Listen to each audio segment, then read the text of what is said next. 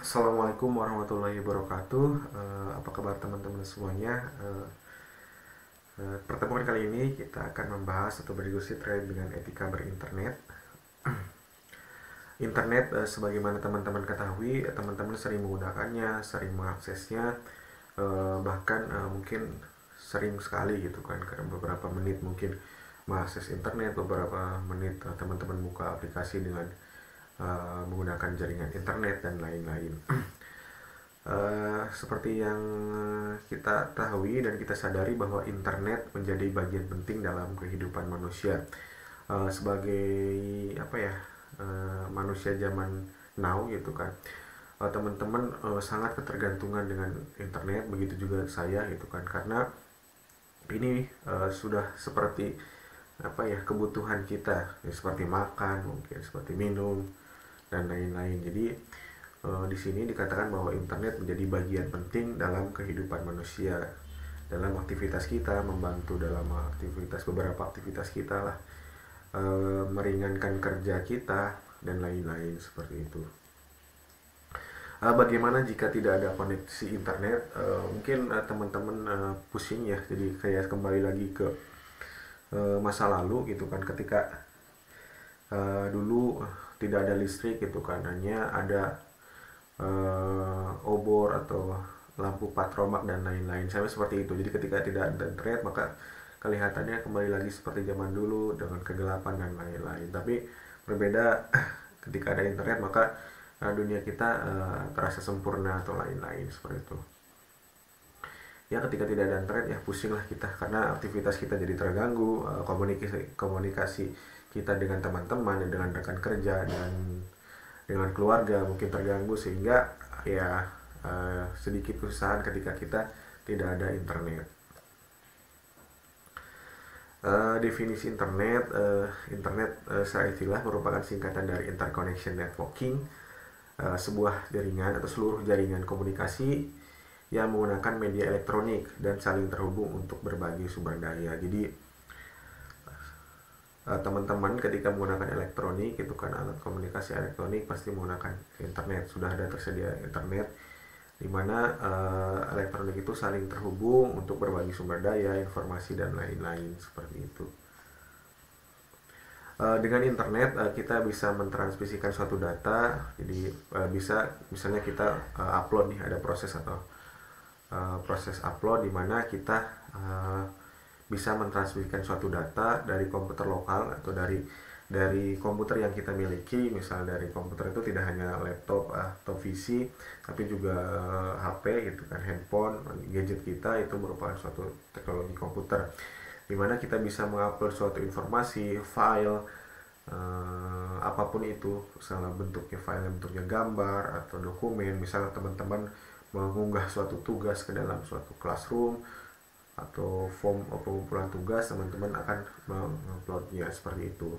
Terus kita juga bisa mendownload suatu informasi, suatu media pembelajaran atau media hiburan dan lain-lain, seperti mungkin kita bisa download musik, video, terus dokumen-dokumen untuk penunjang tugas kita, sehingga kita bisa mengambil informasi, bertukar informasi, kita bisa upload ke share informasi dengan cara upload, kita bisa mengambil informasi dengan cara mendownload informasi tersebut. Manfaat internet banyak sekali. Di sini hanya saya akan contohkan beberapa gitu kan. Misal dalam pendidikan, kita bisa menggunakan media internet, misal video conference, Zoom, ya Google Meet gitu kan, itu kita bisa gunakan dalam proses pembelajaran. Lalu juga kita bisa mengambil informasi terkait dengan materi-materi perkuliahan, terus diskusi dan lain-lain. Dan kita bisa menggunakan internet sebagai forum untuk diskusi. Misal classroom, kita membuat suatu kelas maya di Google Classroom, kita bisa men-share informasi, kita bisa mengupload informasi gitu kan, sehingga terus di sana juga kita berdiskusi antara rekan-rekan, antara mahasiswa dan dosen dan lain-lain. Bisnis juga teman-teman mungkin pasti tahulah pemakaian internet itu kan, ketika mungkin menggunakan aplikasi yang menggunakan internet, seperti mungkin e-commerce yang teman-teman suka ini. Seperti teman-teman mungkin walaupun tidak sering belanja, tapi teman-teman mungkin sering window shopping. Jadi ketika teman-teman buka suatu e-commerce itu kan, misalnya Shopee, Tokopedia, teman-teman sering scroll gitu kan, jadi cuma melihat-lihat tanpa checkout. Tapi itu merupakan apa ya, gambaran pemanfaatan internet pada sektor bisnis gitu kan. Teman-teman bisa belanja tanpa harus ke tokonya gitu kan. Teman-teman bisa hanya tiduran bisa belanja sesuatu, misalnya dengan transfer mobile banking, isi top up Shopee Pay, top up e-money dan lain-lain seperti itu. Terus wawasan dan berita, nah ini tentu lebih lama pemanfaatan ini di pada sektor wawasan berita. Teman-teman bisa mengaksesnya pada website yang berisikan terkait berita-berita. Jadi teman-teman bisa mengambil informasi terkini gitu kan, trendingnya sekarang apa sih, permasalahan yang ada di Indonesia itu apa. Jadi kita dibuka wawasannya. Sebagai mahasiswa kan kita harus membuka wawasan bagaimana cara mengatasi mungkin krisis-krisis dan lain-lain, mengomentari krisis atau mendiskusikannya ke teman-teman atau berdiskusi dengan teman-teman yang lain. Komunikasi tentu pastilah. Jadi teman-teman mempunyai aplikasi untuk komunikasi, mungkin WhatsApp dan lain-lain. Jadi ketika kita memiliki suatu ketika kita jauh dari keluarga, ketika kita jauh dari teman-teman, kita masih tetap berkomunikasi dengan menggunakan aplikasi, tentunya juga dengan menggunakan teknologi internet. Sehingga walaupun kita jauh dari keluarga, misal di luar negeri keluarga kita, misal kita dari berbeda pulau, nah kita masih bisa berkomunikasi dengan memanfaatkan internet seperti itu. Lalu hiburan, banyak sekali hiburan, media-media hiburan yang memang membutuhkan atau menggunakan internet, seperti mungkin YouTube, terus Facebook, media sosial dan lain-lainnya. Itu bentuknya suatu penggunaan internet untuk dalam sektor hiburan. Seperti itu, banyak sekali jadi manfaat internet.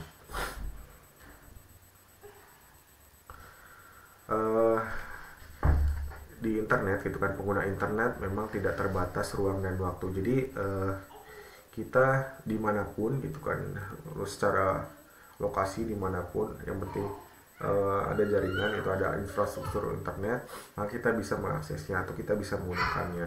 Dan kita juga bisa menggunakan internet kapanpun gitu kan, tidak terbatas jam-jam. Misal internet hanya bisa digunakan siang hari gitu kan.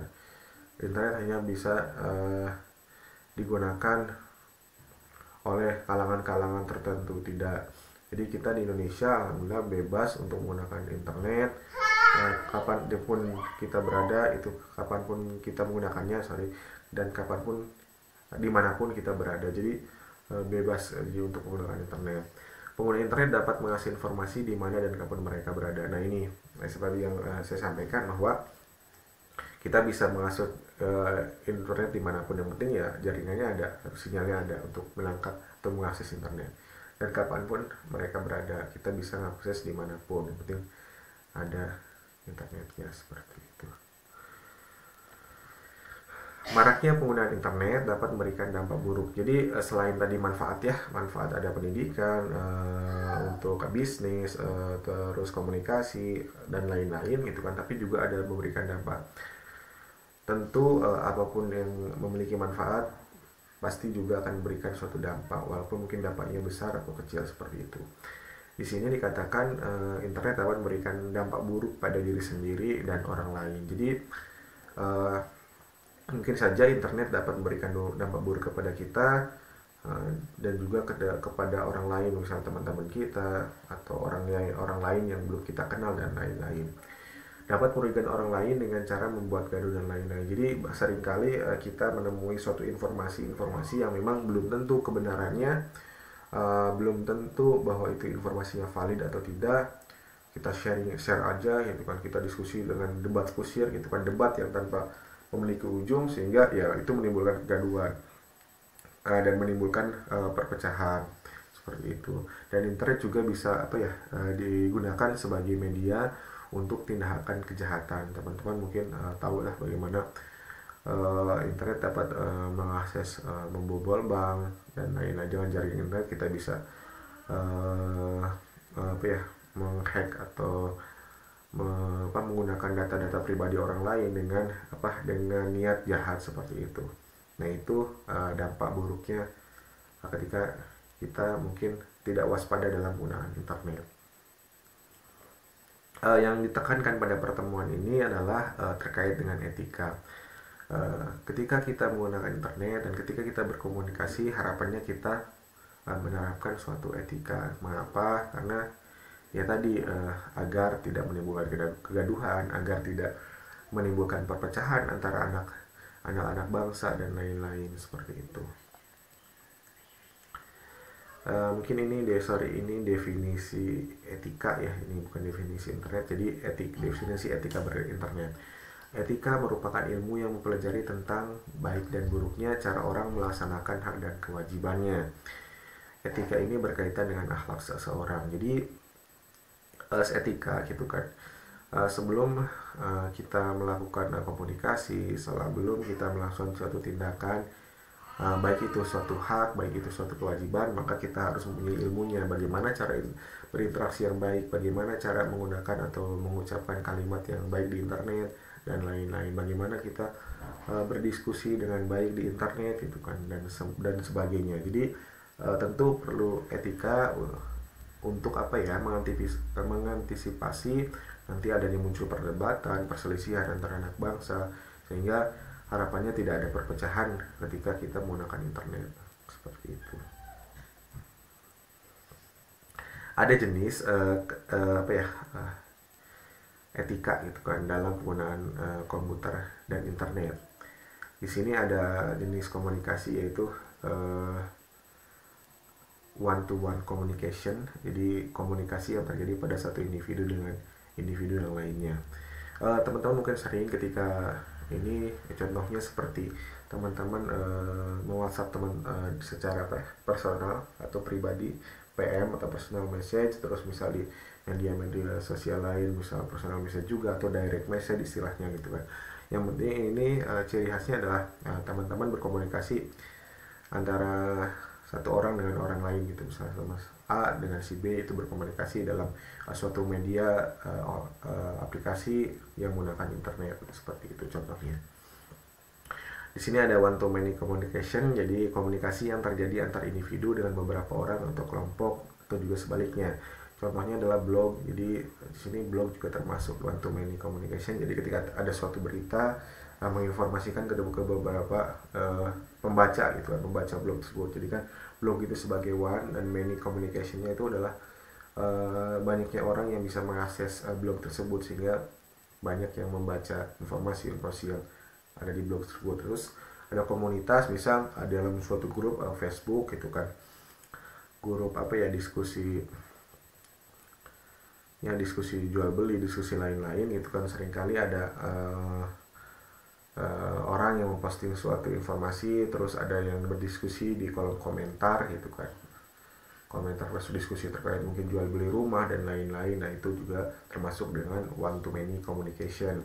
Terus ada situs web, teman-teman mungkin bisa akses misal situs universitas atau web universitas, web fakultas dan lain-lain. Itu termasuk juga one to many communication. Misal informasi terkait dengan kapan wisuda, itu kan satu informasinya, tapi yang lain atau teman-teman bisa mengaksesnya secara bersamaan, secara bergerombol dan lain-lain seperti itu. Itu one to many communication. Yang selanjutnya, dampak jika tidak menggunakan etika. Di satu sisi, internet membuka jalan terciptanya suatu komunikasi. Tadi di satu sisi ya kita dapat diberikan beratus-ratus manfaat, beribu-ribu manfaat terkait dengan adanya internet. Tapi di sisi lain, internet dan sifat penggunaannya mengarah pada perpecahan sosial. Jadi ketika mungkin tidak diterapkan suatu etika, tidak dipelajari suatu ilmu untuk berkomunikasi, untuk berakhlak atau bertutur kata yang baik, maka akan menimbulkan suatu perpecahan sosial, sehingga itu merupakan sesuatu yang tidak diharapkan. Perpecahan antar bangsa, karena kan kita Bhinneka Tunggal Ika nih, berbeda-beda suku, ras dan lain-lain, tapi satu tujuan yaitu bersatu untuk Indonesia seperti itu. Dampak yang lain itu di internet, khususnya dalam media sosial, banyak pengguna yang mengedepankan ego nih dan fanatisme. Jadi mungkin dari hal-hal yang sepele gitu kan, terkait dengan mungkin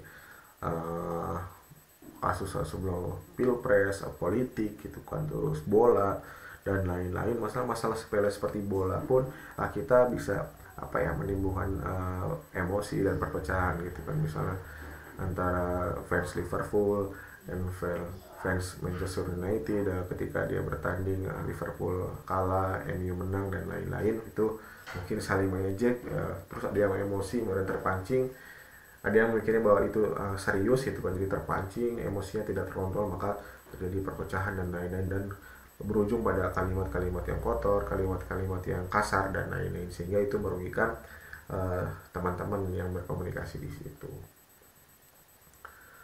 Ketika teman-teman tidak dapat mengontrol emosi, sehingga dapat menjurus kepada pelanggaran etika nih tadi, ketika kata-kata kotor, kasar gitu kan, terus moralnya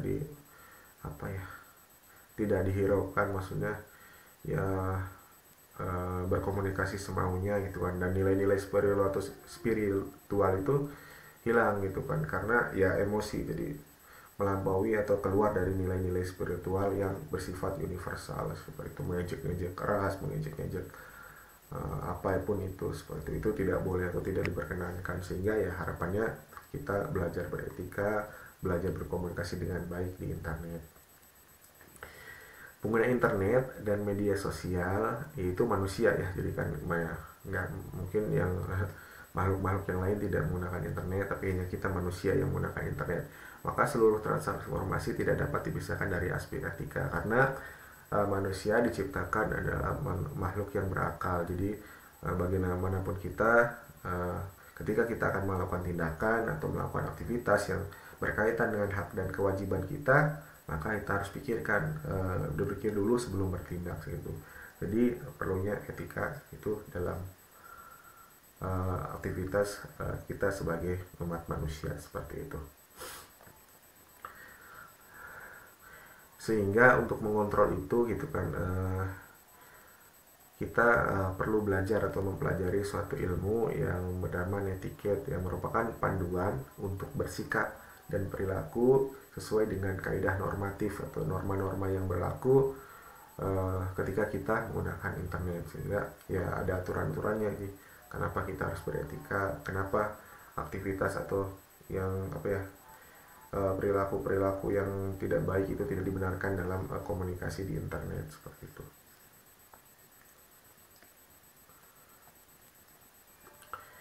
Mungkin di sini terakhir ada tips-tips berinternet dengan menggunakan etika. Jangan pernah membagikan data pribadi di media. Nah, ini mungkin suatu preventif atau tindakan pencegahan.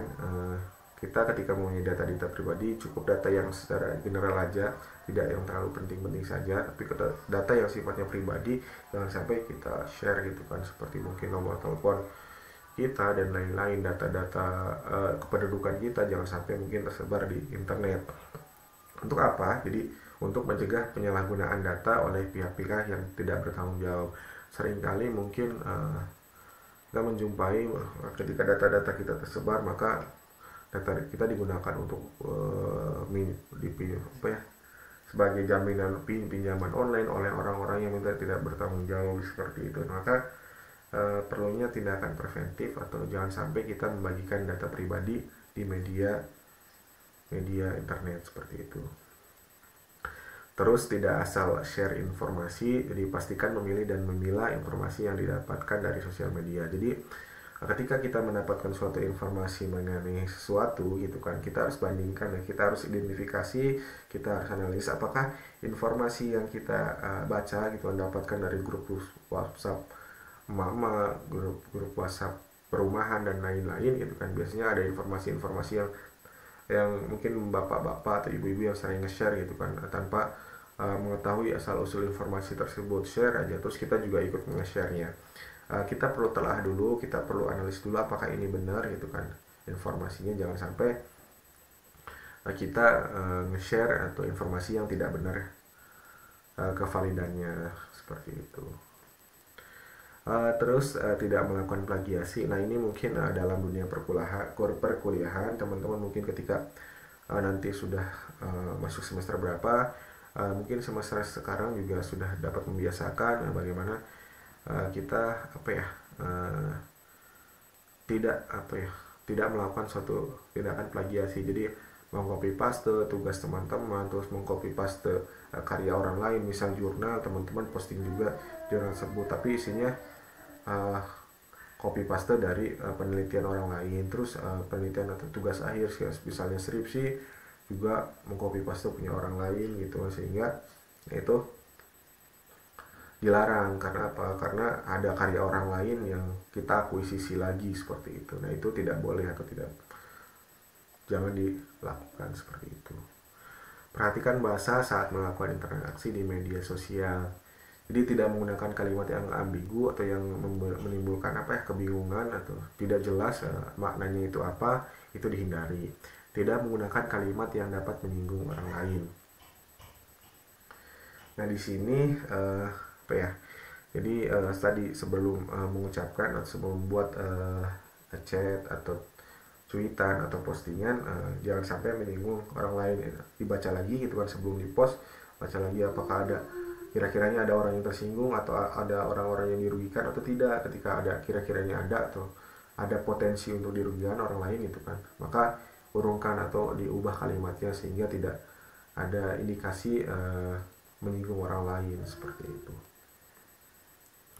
Perhatikan huruf yang digunakan. Nah ini mungkin ketika jadi ada suatu budaya mungkin ketika teman-teman mengetik dengan huruf kapital semua gitu kan, itu kan kayak bentuknya bentuk emosi teman-teman atau lain-lain. Misal ke dosen gitu kan, Assalamualaikum Pak, apakah hari ini perkuliahannya online atau offline gitu kan, tapi menggunakan capslock semua.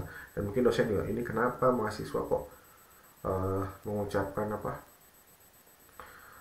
bertanyanya kok menggunakan huruf kapital semua gitu, ada apa masalahnya seperti itu, punya masalah apa dia seperti itu. Nah itu contohnya, itu termasuk kayak kebiasaan kita tidak menggunakan huruf kapital pada saat berkomunikasi. Hindari mengomentari secara pribadi. Nah mungkin bisa jadi mengomentari fisik atau mengomentari latar belakang dan lain-lain sehingga menyinggung pribadi seseorang seperti itu. Jadi itu juga dihindari seperti itu. Terus yang terakhir adalah flaming gitu kan, hindari flaming. Jadi penggunaan sosial yang mengeluarkan opini atau pendapat secara emosional. Jadi ya ketika berpendapat di internet, redamkan dulu emosinya sehingga nanti tidak menimbulkan kesan-kesan bahwa kita itu sedang emosi.